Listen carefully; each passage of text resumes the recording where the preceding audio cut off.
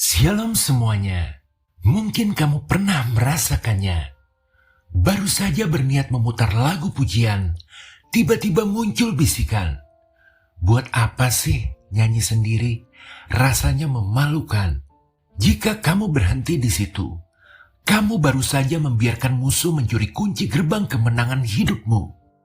Ketahuilah, perasaan canggung dan pikiran sia-sia itu justru adalah bukti nyata bahwa alam roh sedang bergejolak karena niatmu.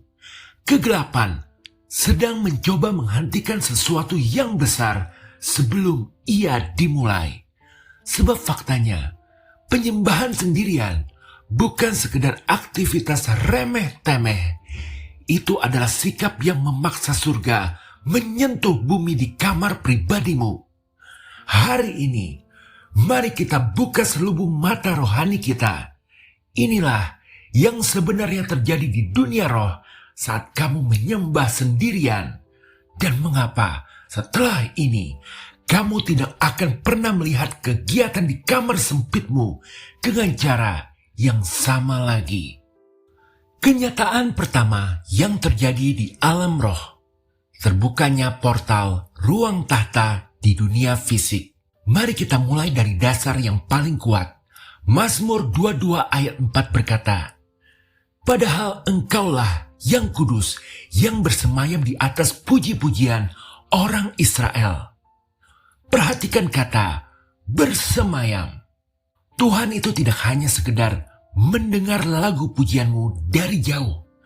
Dia menjadikan frekuensi penyembahanmu itu sebagai tempat tinggalnya, sebagai tahtanya. Tapi musuh sering menipu kita dengan pikiran semacam ini. Tuhan itu jauh. Dia ada di surga tingkat ketiga. Suaraku palingan cuma memantul di plafon kamar ini. Mana mungkin Tuhan hadir kalau hatiku saja lagi datar atau lagi kesel kayak gini. Kadang dari pengalaman saya juga suka muncul keraguan. Aku kelihatan bodoh enggak sih nyanyi sambil angkat tangan sendirian di kamar sempit ini? Di titik inilah sebenarnya kita perlu bertanya, apakah hadirat Tuhan ditentukan oleh kualitas dan mood kita atau oleh rasa haus pada roh kita? Alkitab mengajarkan kita menyembah untuk menghadirkan Sang Raja, bukan untuk yang lain, apalagi mencari sensasi merinding. Nyatanya, kita tidak perlu menunggu mood baik atau musik bagus untuk mulai menyembah. Karena kita percaya, imanlah yang menarik hadiratnya, bukan emosi yang sifatnya labil. Karena Ibrani 11 ayat 6 berkata, tanpa iman, tidak mungkin orang berkenan kepadanya. Maka saat kamu menyembah, meski di kamar yang sempit, berantakan, bahkan lagi tidak mood, di alam roh, kamu sedang mengubah kamar itu menjadi battle, rumah Allah. Persis seperti Yakub di Kejadian 28 yang tidak sadar ada tangga surga di tempat tidurnya yang berbatu. Terlebih, kita tahu dari Kisah Para Rasul 17 ayat 24 bahwa Tuhan tidak diam di kuil buatan tangan. Jadi, ruangan tidak berarti apa-apa. Melainkan, fokuslah pada interaksi rohnya. Penyembahanmu akan mengubah atmosfer ruangan biasa menjadi tempat perjumpaan kudus. Bahkan, kalau kamu hanya bisa mengucapkan kalimat, "Tuhan, aku undang Engkau bertahta di ruangan ini," yang diulang-ulang terus-menerus, tahta Tuhan tetap akan berdiri. Meski bukan di gereja atau lagi sama hamba Tuhan terkenal, tetap akan ada pergeseran dari sekedar monolog menjadi dialog batin antara kamu dengan Tuhan. Haleluya. Amin. Kenyataan kedua yang terjadi di alam roh. Terjadinya ledakan frekuensi suci yang mengusir kegelapan. Selanjutnya, mari lihat 1 Samuel 16 ayat 23. Dan setiap kali apabila roh yang daripada Allah itu hinggap pada Saul, maka Daud mengambil kecapi dan memainkannya, dan roh jahat itu undur daripadanya. Ini kuncinya, suara penyembahanmu memiliki otoritas untuk memukul mundur tekanan kegelapan secara real time. Sering kita terjebak jebakan logika. Suasana hati lagi berat karena lagi stres kerjaan atau depresi. Jangan dikait-kaitkan dengan setan. Masalah ini logis, masalah utang, masalah sakit, nyanyian gak bakal mengubah fakta. Padahal, perasaan dada yang berat, pikiran berkabut, seperti ada beban ratusan kilo di pundak adalah murni serangan iblis. Maka, sampai kapan kita membiarkan tamu tak diundang ini mengotori ruang pikiran kita? Mau sampai beberapa sel pikiran kita mati? Rugi.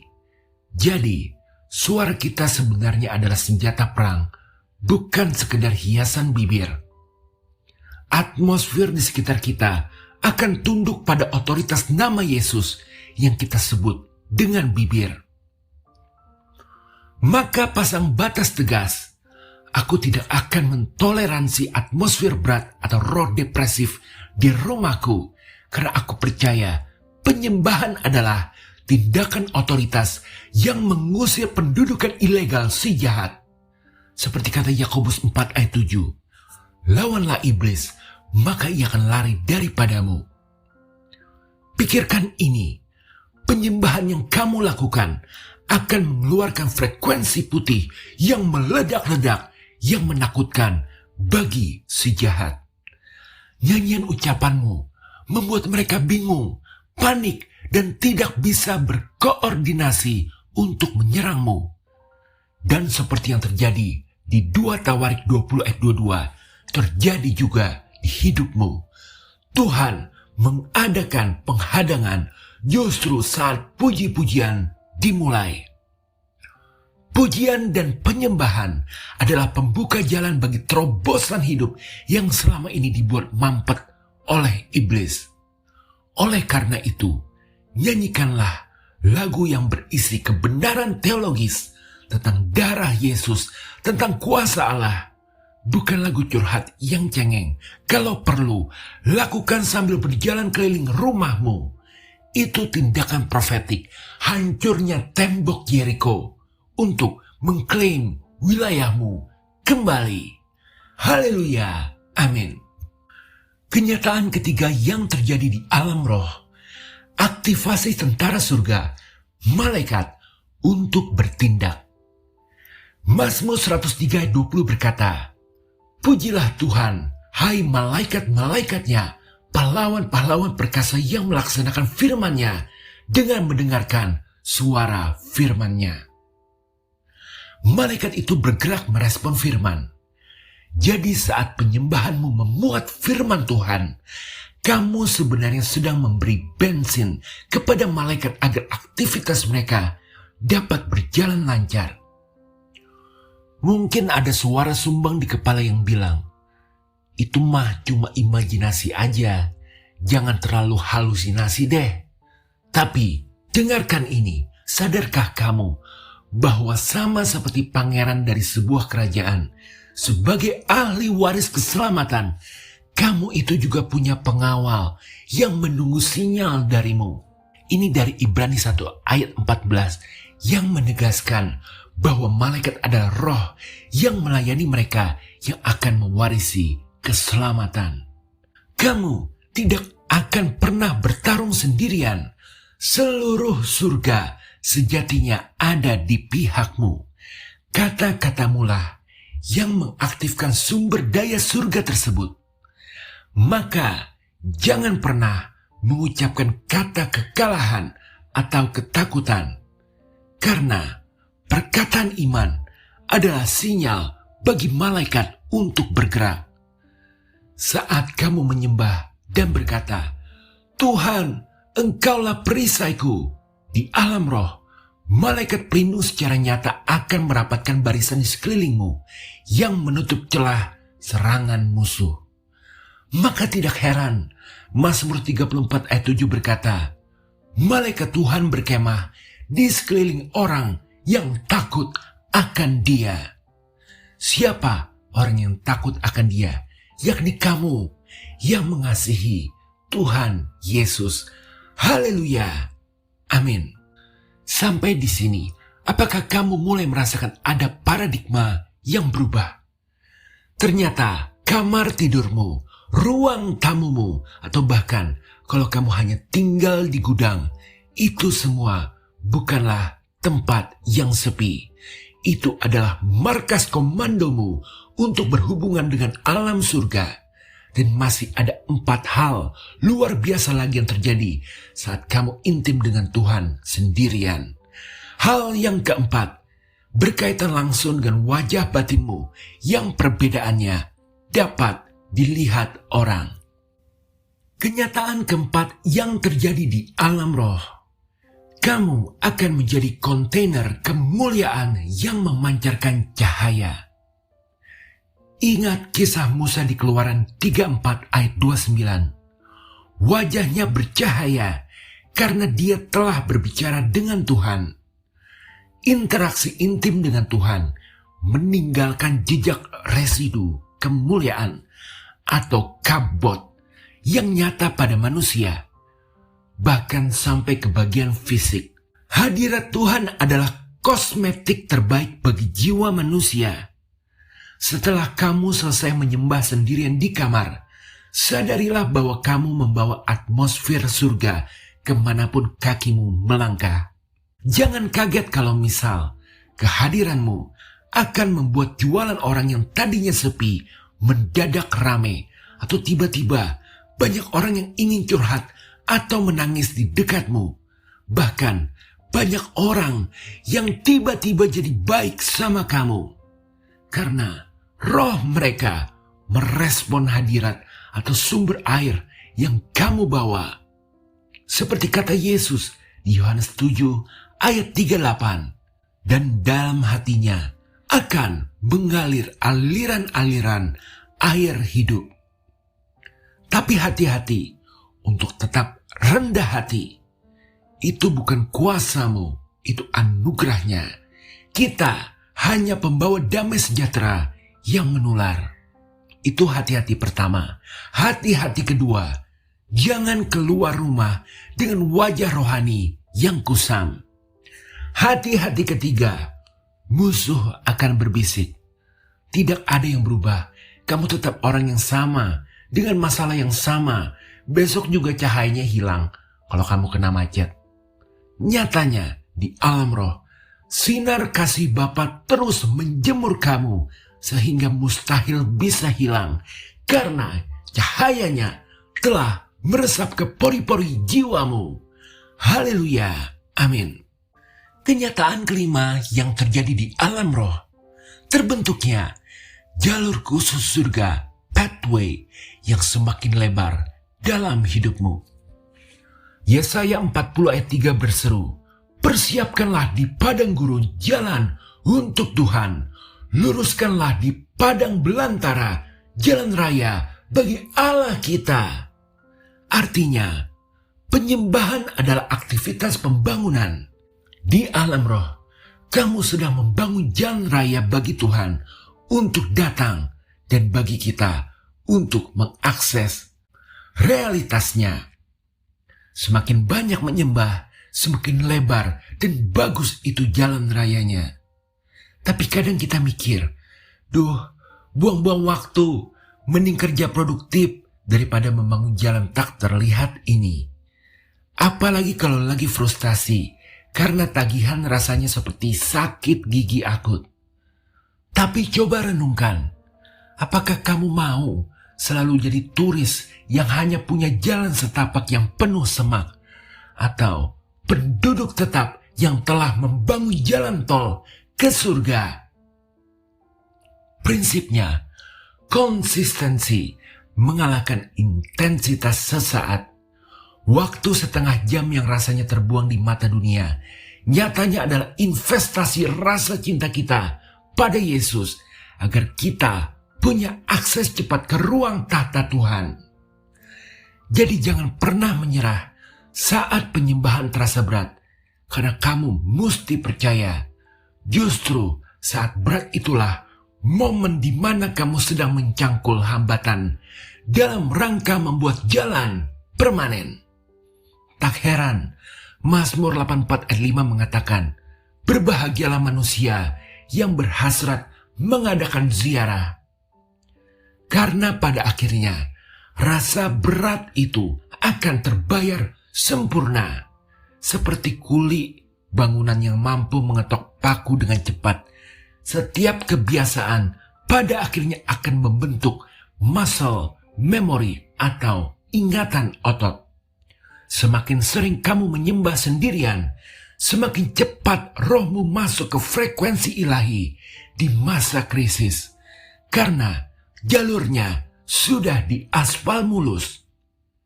Contohnya Daniel, bacalah, kebiasaan berdoanya membuat dia tetap tenang, bahkan di gua singa sekalipun.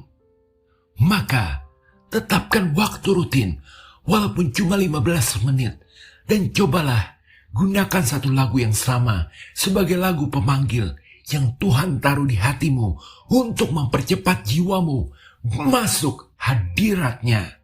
Sebab konsistensi mengalahkan intensitas sesaat. Haleluya. Amin. Kenyataan keenam yang terjadi di alam roh.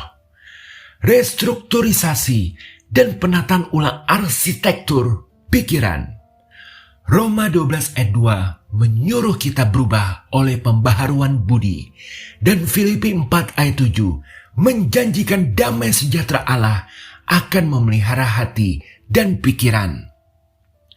Hadirat Tuhan itu melakukan pembetulan dan reset ulang pada sistem mental kita, menyelaraskan logika manusia yang ruwet dengan logika kerajaan surga.